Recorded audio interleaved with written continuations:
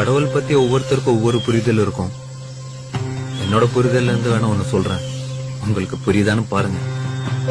நாமெல்லாம் மிருகமா இருந்தப்போ உணவும் இனப்பெருக்கவும் மட்டுமே தேவையா இருந்துச்சு. அதுல கொஞ்சம் மிருகங்க சிந்திக்க ஆரம்பிச்சிருச்சு. அப்படிப்பட்ட மிருகங்களுக்கு மனுஷங்கன்னு பின்னால பேர் வச்சுக்கிட்டாங்க. அந்த மனுஷனுக்கு மிருகங்கள்ட்ட இல்லாத பேராசை, பொறாமை, போட்டி, வஞ்சம்னு நிறைய குணங்கள் சேர்ந்துருச்சு. மனுஷங்களோட மனசும் நிம்மதி இழந்துருச்சு.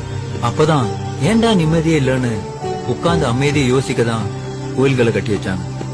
உட்கார்ந்து ஒழுக்கமா யோசிச்சவங்க நிம்மதியை கெடுத்த தேவையில்லாத குணங்களை உதுத்து விட்டுட்டு கடவுள் நிலையை அடைஞ்சாங்க.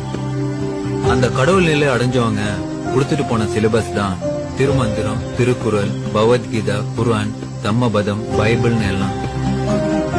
அந்த சிலபஸ உண்மையா புரிஞ்சிட்டவங்க கடவுளோட மனநிலையை அடைய முடிஞ்சது. இப்ப நீங்க ப்ரூஸ்